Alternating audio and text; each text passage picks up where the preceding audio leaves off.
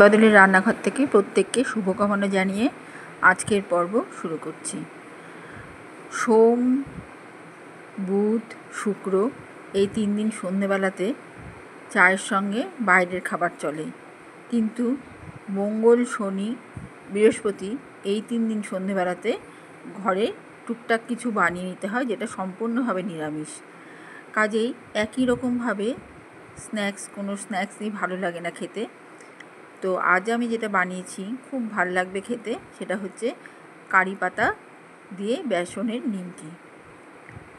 খুব সুস্বাদু, একটু অন্যরকম খেতে, চায়ের সঙ্গে খুবই ভালো লাগে খেতে। এখানে আমি বেশ কিছুটা কারি পাতা নিয়ে নিয়েছি, যেটা আমি গাছ থেকে তুলে এনে এই কারি পাতাগুলো এখানে ব্যবহার করেছি। আমার বেসনের পরিমাণ অনুযায়ী কারি পাতাটা নিতে হবে। বেসন আমি খুব সামান্য নিয়েছি, 1 কাপ মতো বেসন দিয়ে আমি এটা বানিয়েছি। ঠিক 1 প্লেট মতো এই নিমকিটা, ছোট ছোট কুচো নিমকি, যেটা 1 প্লেট মতো হয় আর কি। তো এই বেসনের মধ্যে আমি প্রথমে গোটা জিরে দিয়ে দিচ্ছি, কাঁচা কালো জিরে, সেটাও কাঁচা, কোনোটাই রোস্ট করা না, কারণ এটা ভাজতে গেলে এমনি এটা কাঁচা অবস্থায় ভাজবো যখন, এমনি ভাজা হয়ে যাবে। আর ভাজা জিরে দিলে সেখানে একটু তিতকুটি লাগবে, ওভারকুক হয়ে যাবে সেটা। তো যাকে এখানটায় লঙ্কা গুঁড়ো, জিরের গুঁড়ো, হলুদ গুঁড়ো, লবণ, কালো জিরে আর গোটা জিরে দিয়ে দিলাম। এখানে আমি একটা জায়গায় ঠিক যতটা লাগবে 1.5 চামচা মতো বা 2 চামচা মতো কারি পাতা বাটা ব্যবহার করেছি। আর তার সাথে একটা পাকা লঙ্কা, একটা কাঁচা লঙ্কা বেটে নিয়েছি আলাদা করে। এবারে আমি সর্ষের তেলের মধ্যে প্রথমে কারি পাতা বাটা আর কাঁচা লঙ্কা, পাকা লঙ্কা বাটাটা দিয়ে দিব গরম সর্ষের তেলে, দিয়ে একটু কষিয়ে নিচ্ছি।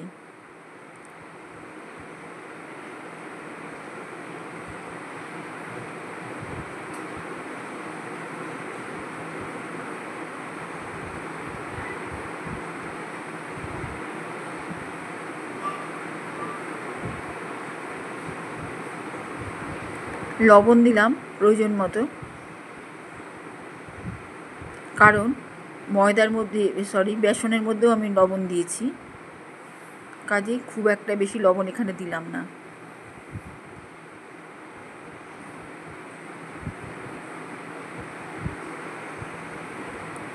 এবার কাঁচা লঙ্কা আর কারি পাতা বাটাটা ভালো করে তেলে একটু কষিয়ে নিচ্ছি।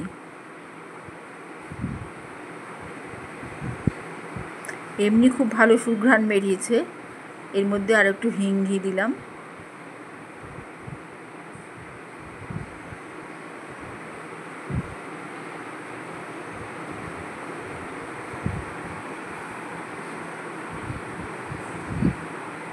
আর দিচ্ছি গ্রেট করা আদা, সামান্য, শুধু সামান্য একটু ফ্লেভারের জন্য।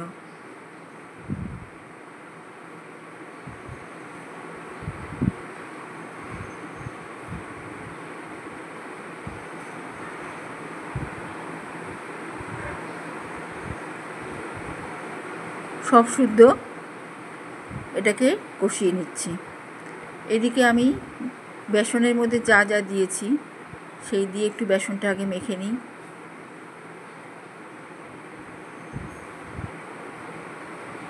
শুকনো অবস্থাতেই মেখে নিচ্ছি, এর মধ্যে কোনো তেল বা কিছু দেওয়া নেই।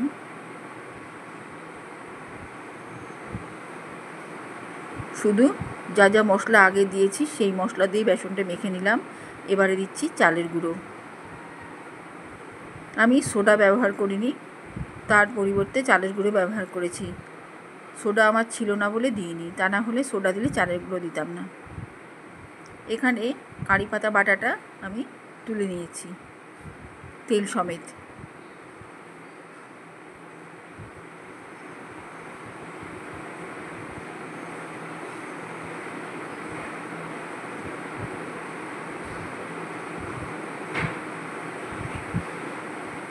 এবার এই কড়াইয়ে যে মশলা লেগে আছে, এই সামান্য জল দিয়ে এই কড়াই ধোয়া এই মশলা জলটা আমি আলাদা করে রেখে দেবো। এটা দিয়ে আমি বেসনটাকে মেখে নেব।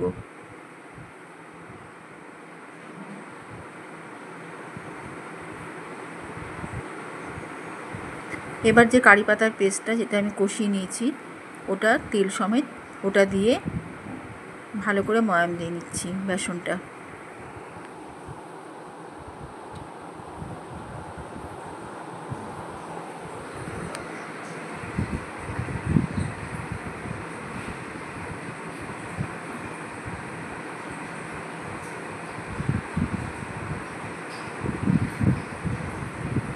বেশ মুঠো মুঠো হয়ে যখন আসবে তখন আমি এটা জল দিয়ে শুকনো শুকনো করে মেখে নেব। জল মানে ওই মশলা জলটা।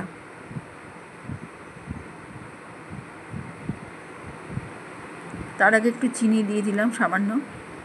এবার ওই মশলা জলটা দিয়ে আমি এক ফোঁটাও বাইরের জল ব্যবহার করব না, বরং মশলা জলটাই আমার বেঁচে যাবে। সেই রকম করেই বেসনটাকে আমি মেখে নিব।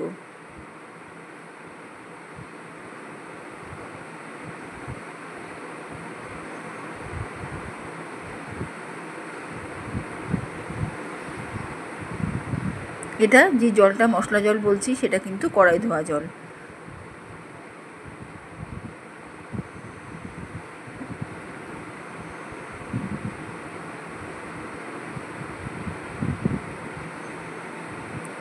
এইভাবে একটা বেসনের ডো তৈরি হয়ে গেল।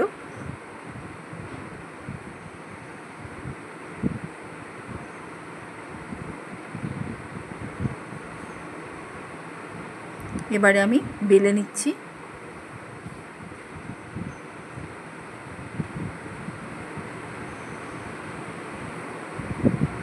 সন্ধেবেলা চায়ের সাথে বেশ দুধ চা কড়া করে একটু বেশি মিষ্টি দিয়ে এইরকম চায়ের সাথে এই নিমকিটা খুব ভালো লাগে খেতে। যেহেতু মশলা দেওয়া, কারি পাতার একটা সুন্দর ফ্লেভার আছে। তাছাড়া আমি যা যা এর মধ্যে দিয়েছি প্রত্যেকটারই ফ্লেভার আছে, যেমন হিং আছে, আদা গ্রেট করা, তো সব কিছুর ফ্লেভারে এই নিমকিটা খুব মুখরোচক।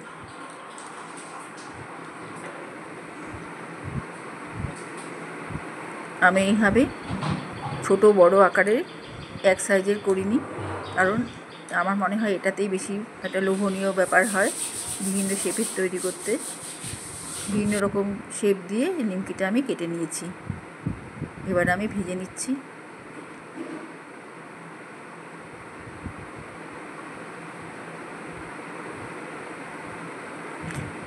ভাজাটা আমি সাদা তেলেই ভেজেছি, কিন্তু পরে আমি সার্ভ করার সময় একটু আলাদা সর্ষের তেলে কারি পাতা ভেজে ওই তেল, সর্ষের তেল আর কারি পাতা, ভাজা সর্ষের তেল আর ভাজা কারি পাতা, গোলমরিচের গুঁড়ো দিয়ে, গোলমরিচের গুঁড়োটা আমি ভেজে নেব না, ওটা এমনি শুধু গুঁড়ো করা, সব দিয়ে আমি সার্ভ করব। তার সাথে অবশ্যই কড়া করে 1 কাপ বেশি করে মিষ্টি দিয়ে দুধ চা। এখানে একটু হিং দিয়ে দিলাম নামানোর আগে, যাতে ফ্লেভারটা ঠিকঠাক থাকে হিঙের।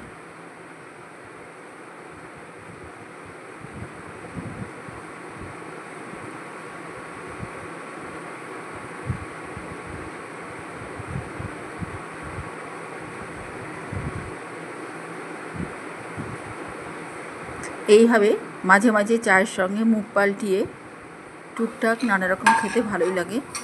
আমার এদিকে নিমকিটা ভাজা শেষ, তুলে নিচ্ছি তেল থেকে। এবারে গোলমরিচের গুঁড়ো আর আমি কারি পাতা সর্ষের তেলে ভেজে নিয়েছি আলাদা করে, সেই কারি পাতা ভাজা আর সর্ষের তেল ভাজা দিয়ে ছড়িয়ে পরিবেশন করছি।